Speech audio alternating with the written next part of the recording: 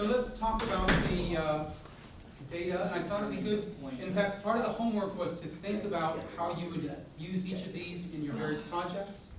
So I wanted to go through and discuss those.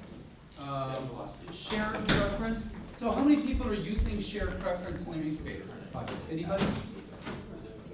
You're not using it yet? I think it looks like something we will use. So from the reading, shared preference is something you can store Boolean, scalar values in, or actually a set of strings. I'm not quite sure why they added that additional one.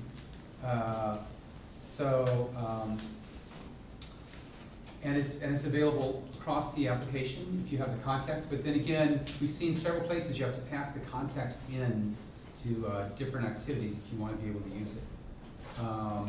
So what are some, here we can look at the code. Oh, there it was.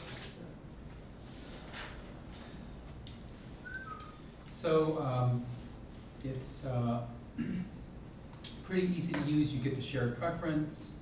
And then if you want to modify it, you have to get an editor and then put the values in and commit it. So what are some examples of where you could use it? How about for the vocable? Well, maybe if you wanted to sign out and sign back in, but you don't want to re-choose your categories that you've been looking at, like say you've been looking at dresses and you want to continue looking at dresses and you don't really want to go through that screen again, it can pop up immediately to the main screen with that already set, and then you can always just go back and change it later. Yeah, so sort of default screen or choices you might have. Yep, that makes sense. How about happy, sad? Maybe your username, like which user ID you're dealing with. So that'll be sort of, yeah, that way you can share it between all activities, but it's different for each installed version of the app. Yeah, Tom? Maybe something you do with time, because one of the ideas we have is like a reminder. So there's a background activity, eventually there'll be a background activity running. So let's pretend you set in your preference every hour you want something to alert you to update your status. Be like, oh, it's been an hour, update your happy stat, click here to go open the app. That would need some sort of like time management that has to use a shared preference, because when you go in to the preferences and set it, it has to somehow store it somewhere. And like, Yeah, that's interesting. Access it. Yeah, that might be. Have you looked into how to do that? Is there some kind of a cron job you can set up? I've done very, very basic research, just to at least set up the actual menu, but not do actually any saving yet. Yeah, I think it makes sense that these devices are usually single user, so it makes sense to store the username and the preferences. How about for the giraffes? High scores. Your high scores? Yeah. Yep. On and off. What's that? Changing the volume control just for giraffe, for the application. So what's the difference between, so that makes sense, the sort of preferences about how the UI looks, what the volume is. But I guess we'll think about later where, for high scores and that kind of stuff, should that be in the shared preference or should that be in one of these other storage places? Sort of when, what kind of criteria would be used to make that decision? Well, I think that it would probably want to be both in shared and the database, or that it could be local and always have like the safety of like if it's going to close or whatnot, then to be saved, but also in the database, so it can be shared. Okay, well, we'll talk about that more as we go to the further ones. Anybody else? Yeah, I had a question. Can you review again the data types that can be stored in the shared preference? You said they were primitives or many something but arrays or something? Oh yeah. So they are Booleans, floats, ints, longs, and strings. But then if you look at the API, so let's go to shared preferences. You can click it there, right? Is it the API there? It's also linked to shared preferences. Oh, let me just click on it. Yeah, great. That's much easier.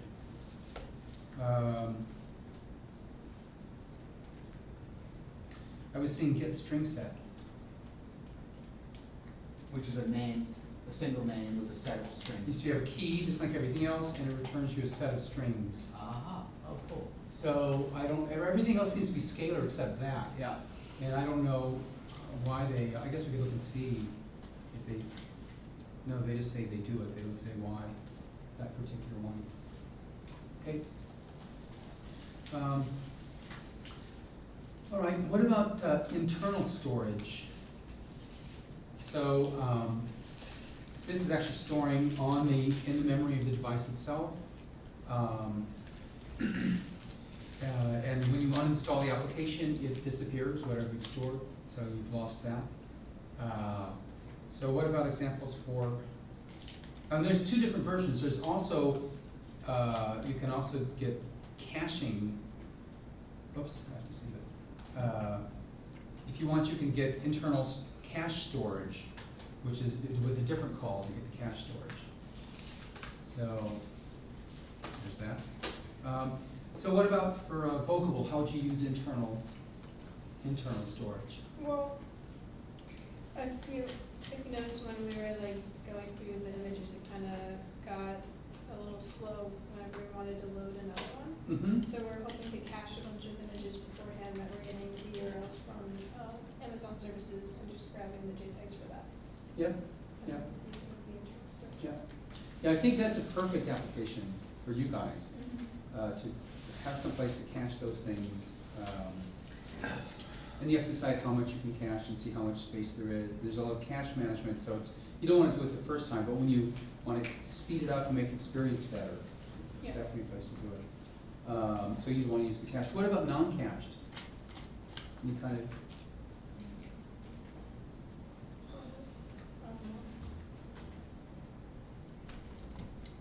so also let's talk about the external storage. So what about external storage for Vocable? And what are the differences between these? Well, external isn't that more directed with the SD card and stuff like that, something Mhm. that you can access if you like plug your phone into your computer, it's easy to grab those files. Yep, so it's typically, but not always, an external device. Sometimes it's internal, but I think the main, at least what I got from the reading, was the main aspect of external storage was having it easily accessible if you just wanted to root into there and grab that information. Are there any other advantages to external storage over internal storage? Yeah, Tom? Maybe when it comes to reinstalling the application or maybe even updating the application, because let's pretend you have all your storage internal with only the application, there's an update that has to make you full reinstall the application, and all your current storage goes away with it. Yeah, so that potentially could be a problem. I think that sounds like an update bug though, because it sounds like if you're updating your application, it ought to be done in such a way that doesn't destroy all of that. Yeah. Certainly if you remove the application for some reason, then all that's All gone. it's gone, Just to yeah. preserve it. Yep. Any other reasons? Any other reasons why someone might want to use external storage instead of internal storage? Yeah, Tom? Well, one thing that I suggested was, we were thinking of storing pictures Pictures, yeah? in the happy side, like, you know how you can take a picture while you're leaving Mhm. from it? And Mhm. for those, it'd be great if you could leave them in external storage, so the user can just go and copy them on his computer and stuff. Because if we don't back them up on the server for any sort of data issue, or if we want other applications to, which access your pictures to be able to look at all of them, Yep. it'd be great to have them external. Yeah, so the external storage is by default public, so any other application can use it, so that's another reason why it's good. Any other reason for external or internal? So you can remove it, that's great. They're by default public, so other applications can use it, so somebody else might want to use those pictures. Any other reasons, Tom? I guess a vouch for internal would be more if the application doesn't really need to interact with other applications, or it doesn't really, maybe maybe you're storing like certain keys in it. I know some applications you can store passwords securely, like it would hash it, and it would make more sense to have internal storage over external storage. Absolutely, certainly anything that's secure, that you care about security and passwords ought to be in the internal storage. Because you could download some app, or your, somebody in your family could download an app on your computer, and that app might be bad, and could scan through the external storage, looking for passwords, credit cards, that kind of stuff. Yeah. And if it's all inside the internal storage, then it's fine. There's one other reason why you might want to use external besides internal. It's bigger. What's that? It's bigger. Bigger. Not always though, because it varies, because what if somebody has like a 64 megabyte SD card? But that external doesn't necessarily mean SD card, it just means file system. So, but you're right, it doesn't, it's not necessarily bigger, but certainly the internal is fixed, right? You have a fixed amount, and this is, at least currently, it's not a huge amount. Right. You don't have, several gigabytes typically in internal. So you really have to manage it. Whereas external, it's more typical to be able to have gigabyte, multi-gigabyte SD cards. Yes, Tom? Are you, by internal and external, are we all of a sudden going on a platform where external is removable storage? Not necessarily. So then what's capping internal storage? I think just the price of the memory and the size and stuff. I think Mike, you can have internal storage in the exact same memory as the external storage, so where's the cap coming from? Okay, well, I am here talking about external, Removable devices. removable, that often removable give you a lot more. But to be Typically. honest, I wouldn't really consider that because my phone has a 16 gig built-in memory. You have 16, 16 gig built-in. but that's shared for all your apps. True, but the point is there's no Yeah. cap on whether it's external or internal, it's Now that's No. so, yeah, that's. But I a think point. that 16 gigabyte, I still don't think that, when even, like, again, doesn't, that is shared with your file system, so technically, it's external, even though you can't remove it, it's still external. But what is like stopping my app to take up more space on my phone? In terms It of can take up internal. as much space as any external space object can take. My cap is just the amount of space. I think internal, I mean, I could be wrong, I thought internal was like fixed across. I haven't read that anywhere, that's what my question is. Well, you can write a little app, little activity that just starts filling up your memory. And you write so many bytes, and you go until it crashes. Yeah, that's pretty good. It's pretty easy, Should short it little belong thing to to your do. phone? It might brick your phone, but. Break. Okay.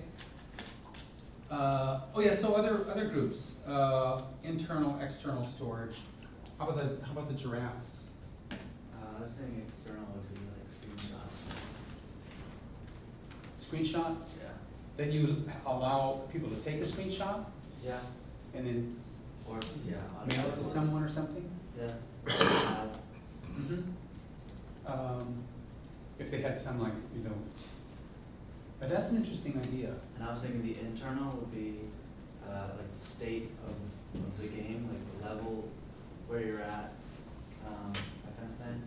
So, like, when you load up the game, it knows Mhm. where your level's at, like what you've accomplished, all that kind of stuff. Oh, I see, all the information sort of about, or the history of your play and Yeah. what your progress is, especially if you don't have it on a, well, you can, so what are the advantages of doing it in internal storage and instead of preferences?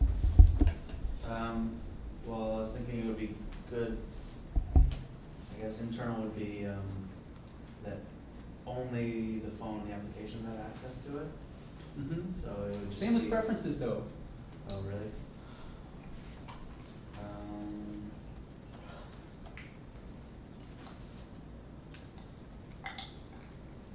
Yeah, I guess I don't know. Yeah, anybody else, yeah?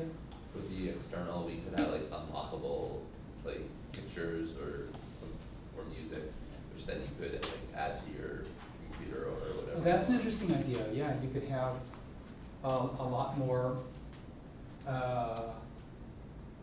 different soundtracks or images.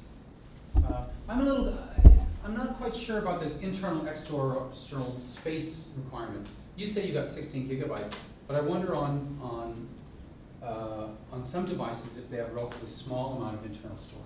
Yeah? In older, in Symbian phones, I know this for a fact that you could actually store apps on your memory card.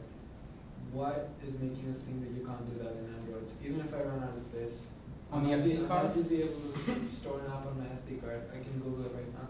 You can Google it. I think I remember reading that it's not allowed. It's only, Oh, it's not code allowed? doesn't get, you can't store code on the SD card. You can only store data, but you can Google it and find out.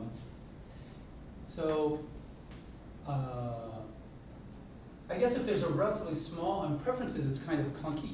You know, you have to use the put and the get, about the keyword and a value. So if you have a huge amount of information you want to be storing about the current state, it's probably better to put it in a file. In what? Put it where? Put it in an internal or external storage. Into a file? If you've got a lot of information, Yeah. like, you know, hundreds of little bits of data, or if you want to store a whole log, or maybe in the databases, which we'll come back to later. And let's see, Vocable, did we talk about that? Internal external storage, yeah, caching. Yeah, is there any caching for the giraffes? I don't think so. If you could pause and like exit and resume later, possibly. We currently have a pause screen, it don't be cache where your location is, doesn't make it Yeah, look. we don't play those. Unless you're doing a lot of web-based stuff, I don't see applications, or maybe if you were to do instant replay, if you want to have an instant Like a replay feature. video? Like a video, so somebody could stop, oh, I want to see that again, that was just like really good, store that in the movie. Cool, actually. Uh, There's some games that do that. Yeah. You might be able to do something like that. Like, Okay. And databases then. So who has databases? So is everybody using a database now? I know that the Happy Sags book is, Vocable is. How about the Giraffe? Do you guys have a, We don't have a server database yet. For giraffe. oh, you have a local database though, right? Yeah. And the Giraffe, are you using Working database on at the all? Working on it. On What's- the local, just local right now. You have it on the local? We're working on it local. Working on it? So what are you gonna store in your database? Just the list of the users, like 10 high scores. Mm-hmm. And username, right? And the username, yeah. And the username? Yeah. Well, I don't What know about if it needs a date? username on the local. I know you could, because you have multiple players in the same machine, so I don't see what's wrong with using it. Well, That's actually a good People can point. A share lot a of phone. times you pass a phone around and Yeah. different people will play it. So you ought to decide whether or not you want it to be, single user. That's actually a good argument for this multiple, preferences. You can either use a single shared preference, or you can pass it a name and have multiple preference files. So if you're deciding your app is gonna be, shared by many people on that one device, you probably ought to think about having multiple preferences. And then having some login screen or initial screen that says, are you so-and-so? If not, click here. Okay. Was And then- it- Yeah? I found the thing, so basically on a standard Android device, you're not officially allowed to. But if you root your device, then you can store apps in your SD card. Oh, yeah? And what does it mean to root your device? Well, you gain developer access, something you can Administrator. basically go beyond the Sense user interface or Motor or whatever your third party operator put on top of Android. You go through that. Is that a supported, thing to do or a hack? I think it's a hack. It's a hack. Really a hack. Yeah, okay. It's something like jailbreaking. It's at that level of evilness. Because jailbreaking is legal. Legal, yeah. Well, What it you is, do with to the court. jailbreaking can be To the illegal. court, but not to Apple, right? it's legal in the sense you still get updates if you do it. Oh, yeah? Jailbreaking's pretty nice of them. Yeah. Didn't think of it. What people do with jailbreaking can be very No, illegal. obviously, you don't support. I see, but it's, yeah, I wonder why they only have they don't want you to store apps on the SD card. I'll tell you why. Why? Because they'll get outdated and they don't want you to have outdated applications floating around. Oh, because you might have several SD cards, and Right. one with an outdated app that's just sitting on your thing, you might plug it in 2 years later, Right. and But And it's some of totally the out other of reasons version. why they prevent you from having root access are, or I know at least on Sprint, one of the things they control is data sharing and like wireless tethering. Mhm. Just if you don't have root access, then you can't install it to wireless tether for free at least. You have to pay extra money to do it, but if you root the Oh, device, that's right, then you yes. can do it for free. Yep, Todd? Also, just in terms of Java code execution, at least from a security standpoint, if you do root it and there is some sort of, let's pretend somehow some sort of Java code gets on your device that's rooted and that can execute command, like, I don't know, maybe there's some sort of exploit for it. Obviously, Java's gotten a lot better on it in the last, like, year, but like if you have a very outdated version and then you try to do it there. Or even if you have, you can download Flash on it, and that can be exploitable as well. Mhm. So it's just more that type of, So what do you think, so you think it's for security reasons so that apps don't get out of date? not just out of date, also, so, if it is out of date, or like this also for a remote code not to execute on it. But Mhm. that's a potential issue. Oh, that's right, because someone could actually have a virus on an SD card. Yeah, yeah. Or a worm of some sort, yes, Tom? One thing that comes to mind is there's some really expensive apps, and if you just make copies, then you can just install them in several other Android devices for free instead of buying them. Oh, that's a good point. Sure, you could make a whole bunch of copies of some, $50 app. Are there $50 apps? I'm sure they're. About a $15 app, I'm not seeing a $50 app. 15, I've seen $10 apps. I mean, on the iPhone, That there's seems like, funny. You can be the first to make a $50 app, Yeah, my mom would buy it. or a $100 app, Yeah. yeah. The only thing it does. Okay, yeah, that's interesting. So, Happy Sad database, how many tables do you guys have currently? right now, we have the two tables, one's a user's table, and the other one's just our normal data input. Do you I have mean, we the don't user have it table? yet, but we want We will. that. Oh, but right now you don't have the user table, you just have So we just one. have the one table right now. Mhm. By next release, we're gonna have the two tables. Okay, how about the Vogable? That's fine. How many tables? Yeah. We have we have the users, the wish list, and the wish list tables and the items table. And then the test manager, so we have 4 tables. yeah. Okay. Great. Okay, so let's look at content providers. So what's the difference between a content provider? What are the extra features that you get with a content provider that you don't get with these other ones? Sharing between activities. Sharing between activities, yeah? Anything else? Could you actually share between activities with external storage as well? Mm-hmm. Yep, so you could, I'm not sure about this, the synchronization, if you have a multi-threaded device for the external storage, yeah? Sharing across platforms. That, with a content provider? Mm-hmm. You mean so are we looking, here I'm talking about content provider on the device itself, not the web-based storage. So I'm not sure how you, No, yeah, I'm wrong. yeah, so that one would have to be on the device. So there are, anybody know which content providers are automatically there that you can use right now? Which ones are built into the Android, yeah? The location, I forgot the name, but location services, something like that. So that's a service, but here, this is, so. I think that's we call location provider. Mhm. Um, So there are some, I have a link here, so let me talk about this. So you can actually, you can build your own content provider, which we'll talk about whether or not you want to do that.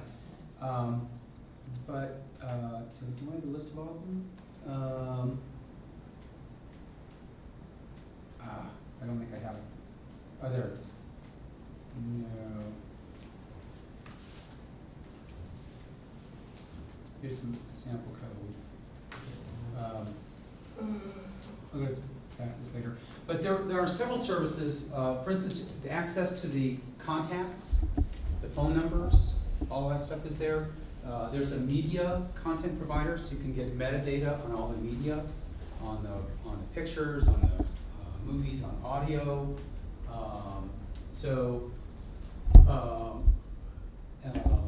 So here's an example of content provider, using a media content provider to get thumbnails of all the images on the SD card. So let me just highlight a couple things here. Here's the code. So to use this one, so you're not building one, you're just using one that's there. You need to have a permission to mount or unmount file systems, which you probably need to use the SD card. And then here, we are creating a managed query with the media store. So you use the media store as a built-in content provider, which will give you access to the thumbnails. And you get it returns for you an image cursor, just like a database cursor, which you can then go through and query to get the file name for each of those images. I thought I had gotten it, but I didn't, so Android content providers. Content providers lists. That's what I wanted. I had this before. I shouldn't be Google searching it. Or maybe it's here. Yeah, there we go. Package summary. So here are all the content providers. A lot of the contact stuff with full names, group names, phone numbers, all the media store stuff is useful. Could you reverse? And then all these you've got. Reverse. What's that? Oh, reverse video. Sorry, 8. Okay. So here's all the contact stuff. You can get all of this content by default just by adding something in your Android manifest. Audio with information about the albums, the artists, the media, links to the media, images, thumbnails, video, user dictionary for looking at predefined words. So, so I thought we'd do some brainstorming. How would you use any of these kind of built-in content providers in your applications? If you had to use one, yes, Julia. Well, this isn't for mine, but I think I was reading that you could get access to like the wallpapers. So for the giraffe, you could like if you had a really cool screenshot, you could be like, oh, I want that to be like background. Yeah, that's an interesting idea, that you could actually allow the user to go and select the background for the giraffe game. No, I think her idea was that you could take a screenshot And you like the put it as wallpaper. Oh, and use it, so to Yeah. go the other way, take a screenshot and say, this I want to have as the wallpaper Or you could for my pick a device. other way. Yeah, that would be cool. That would be an interesting feature too, because then anytime anybody saw the phone, they say, wow, where'd you get that wallpaper? Oh, that's my game. Is that a content provider though? You Can would you see use it. it? I can't The see only any reason I of think these. that would be hard is because our game is horizontal and most phones are vertical. Oh. Yeah. Especially like the other direct with No, going. actually, for the wallpaper, it does a specific size, so when you scroll through it, it scrolls along with it. It's actually wide rather than long. Okay. How about for your stuff? I guess you could, if you really like some item, you could text everybody in your contacts and be like, you should buy this for me. That's a great. Yeah, that is interesting about. $1,000 dress, buy it for me. Yeah, so that you could. They used to have SMS service where you could send SMS messages, and they no longer have that. Oh. I'm not sure. Maybe that's because. Why they get Maybe rid of that's why. Oh. Yeah. And So, how about for giraffes? Any built-in content providers you could use? Contacts. I don't know if I'm not sure about how contacts could be used. If that's. I guess if we had online multiplayer, say for contacts. So just scored this much on direct. Yeah, it could be like Facebook, you get spammed a lot. Yeah, you probably don't want to. It's probably dangerous to. If you would, if there was some reason you wanted to call somebody, well, yeah, maybe you could say, do you want to make it multiplayer? Do you want to call someone and ask if they want to start it? Yeah. Yeah, You could yeah. do- But then you could just use an intent to the phone activity, yeah? One thing I would do if I was like, I mean, I was thinking about for the giraffe team is, if my contact, if I can look at my own phone number and look at the other phone numbers in the database and they're all somewhere on the giraffe's database, they can look to my phone book and be like, oh, these other people play giraffe. And so you can like shoot text or scores or something between just those people. It's an automatic filter from your phone list of people who actually play giraffe. Yeah, that'd be interesting. You could say, put information in the contact book about the people that are playing, that also play the game. Or just pull information from the contact book and make your own database. Mm-hmm, mm-hmm. Yeah, you can, so you can either pull information or you can push information onto the contact list too. Yeah? Yeah, wallpaper is a service. What's that? The wallpaper is a service. Wallpaper is a service, not a content provider? Wallpaper service. Okay. But still, yeah, so it's not quite the same thing, but it could be useful to electronic. How about for happy sad? Content providers. Well, we have one that's going from the different screens, taking the message information. Right? That's not a content provider. Like a content provider would be, I don't know, let's pretend we wanted to access, maybe your share through email or something like that. Although we're not planning on doing that, but that could be a simple implementation, because eventually we would like something like share to Facebook, but a simpler implementation would be like share with a friend via your email client. So you could like, I don't know, something like, I don't know. Yeah, that's interesting. I guess you could have your application send email under your name. Yeah, because the idea would be logging in under you. Is your it Gmail account. content provider more about having another application actually getting data from your own? So if you want to build, so that's the other question, is you could build, these are the built-in ones. You can make your own content provider. So, and then what are the advantages of doing that? Is there any information that your application will create that other applications might want to use?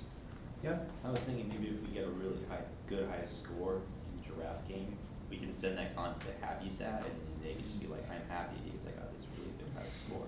You know? That's, that actually is pretty interesting to imagine how these guys could interact. Yeah.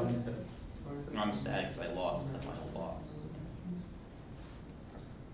So Happy Sad could look at the content provider for the giraffe to say, do you want to report this? Or actually, oh. Or the other way around, you get a post content provider from Happy Sad to put into and then give it to the Happy Sad app too. Or maybe the giraffe could choose different backgrounds based on the happy or sadness of the person. Yeah, I think right? like how you could look at their, actually that would be interesting. You could, Happy Sad, if they published their information in the content provider, other applications could use it to get an essay of the mood of the user.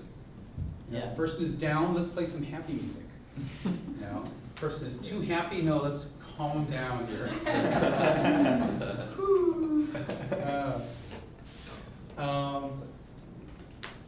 Yeah, that actually might be useful, yeah.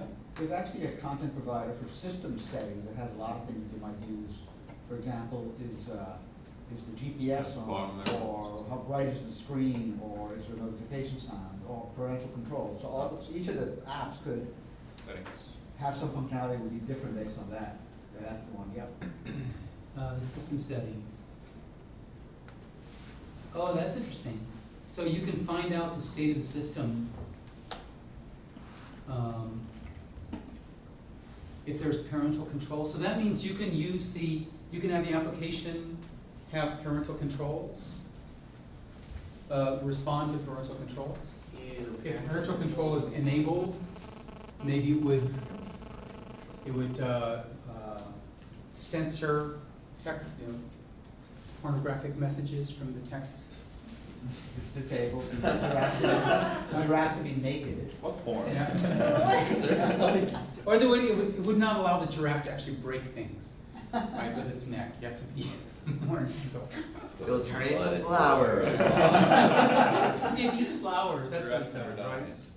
That's interesting. Case. So you can control the screen brightness. Very You can control the audio, so that's what you're talking about. You can change the vibrate and. Yeah, that could be vibrate, volumes, Wi-Fi on or off. Yeah, that could be really useful.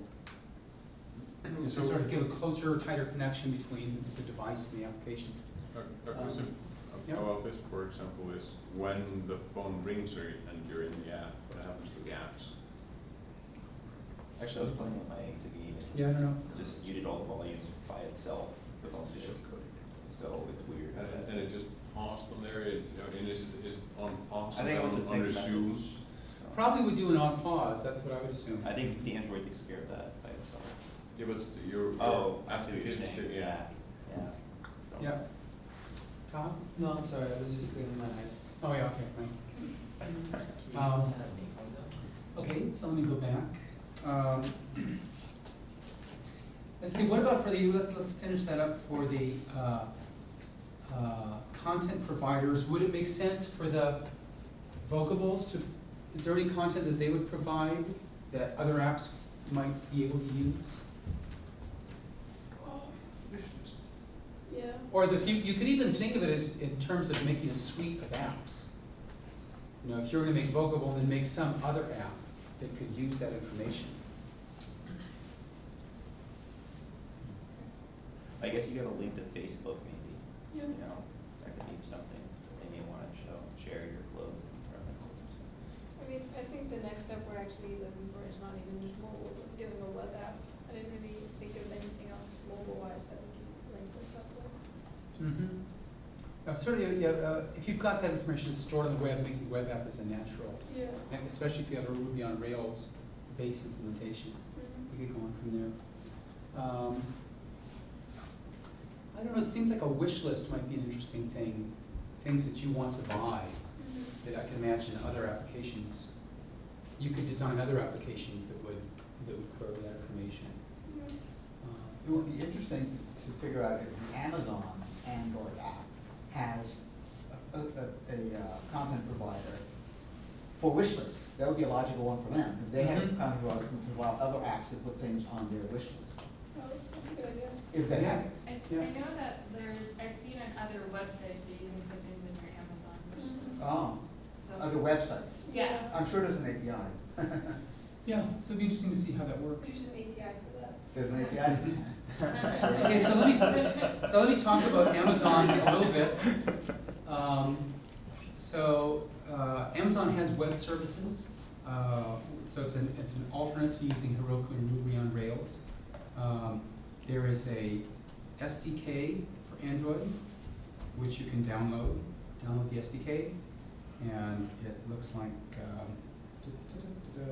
it's so hard to read.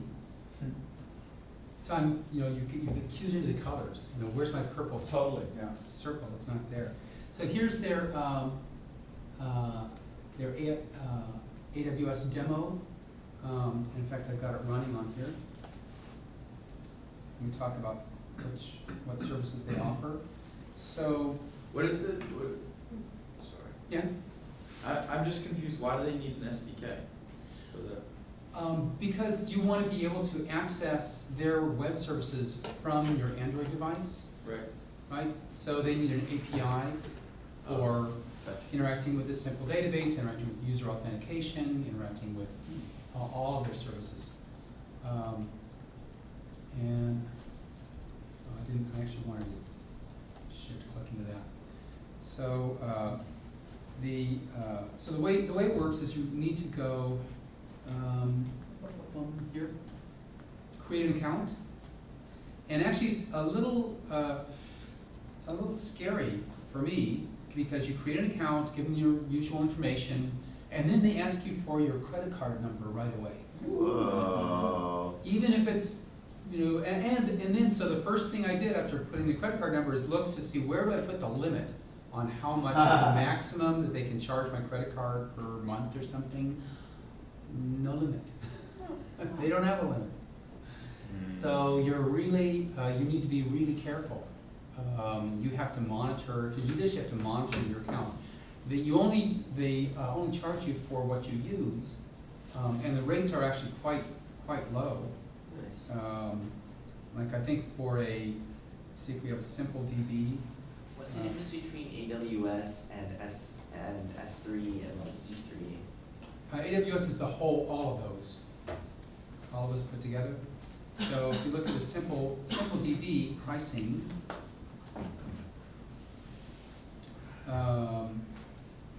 it's, let's see, data transfer rates, machine utilization, first 25 machine hours consumed per month are free, and 14 cents per simple DB machine hour consumed thereafter.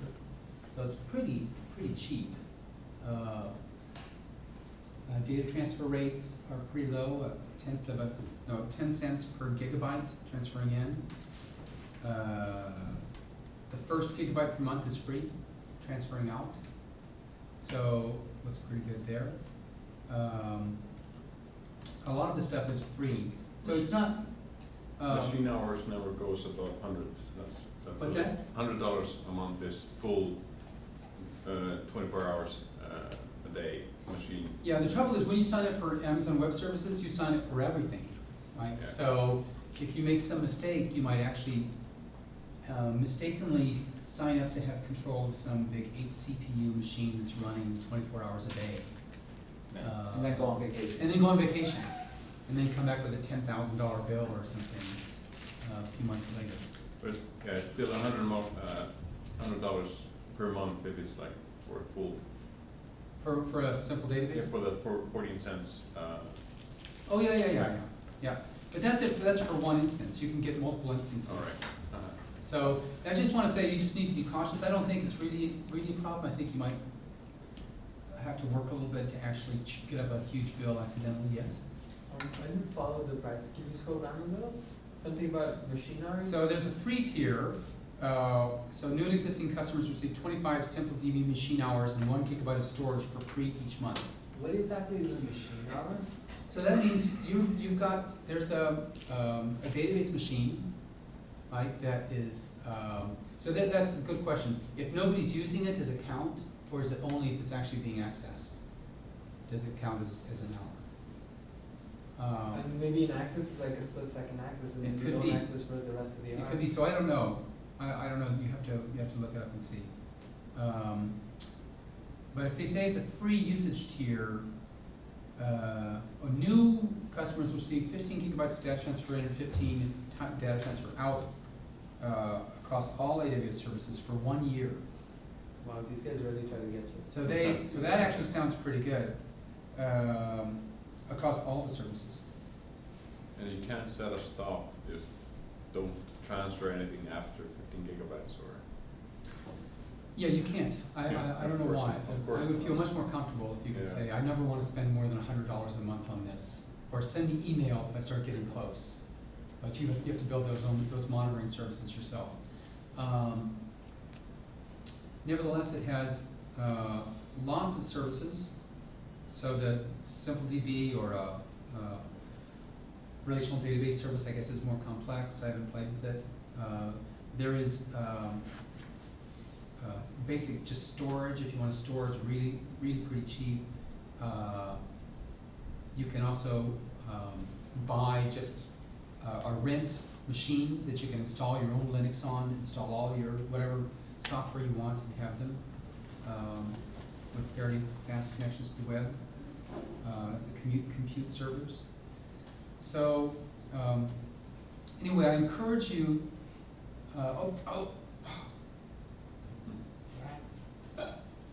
My secret key was shown there just for a moment. Oh. That's a screenshot I can buy. We should probably see if we can edit out that. Be my guest.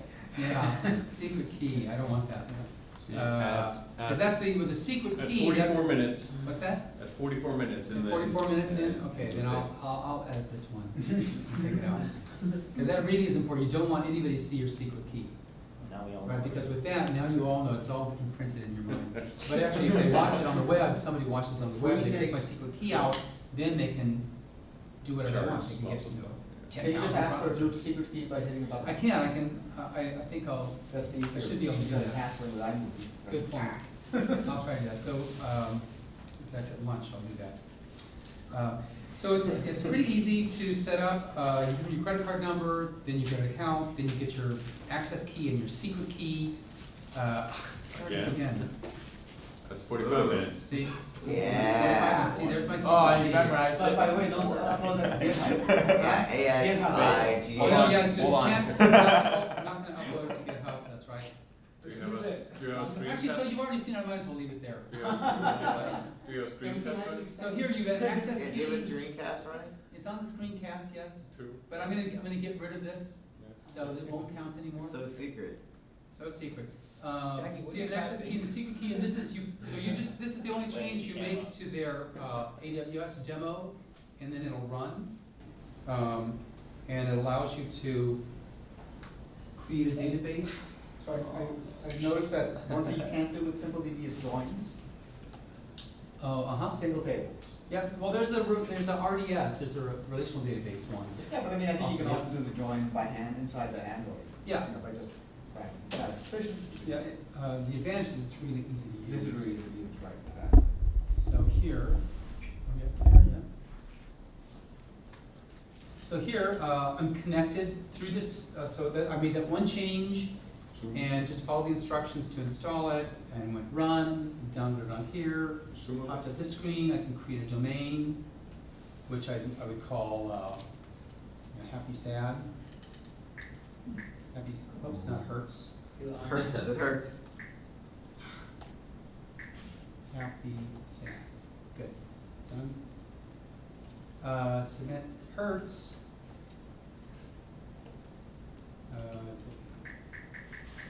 One more time. Happy sad. Good. Done. So you create a domain. That's the table name. You've got one table. Submit. Submit. And then create the columns. Well, we only have one more. Anyway. I think it's probably trying to connect to the server and having some data problems. Oh, it could be. It could be. So here, let me just put this one there. And the simple database, yes. So create a domain. I mean, you gotta I go got it. back up behind you. Not responding. Okay, I'll just close it. So I'll show you here. You create the domain, and then you can put items in the domain. You gotta put the screen on. Up, screen up, thank you. No, here we go. Right, to create a domain, then you can put items in the domain. With you know, a simple screen like this, but the AWS demo lets you do it manually, but also has the code, so you can see how it's going on in the SDK. And basically, yeah, you can do one table, and then you can query, make simple queries, and modifications, and delete the domain. So I think it should be pretty easy to use, and it'll allow you to do to have a very robust database implementation, which could scale up to tens of thousands of users really quickly. I don't know if you really want that though. So you have to look at the prices, but it's very simple to do. Yes. Realistically speaking, 10,000 users, Mm-hmm.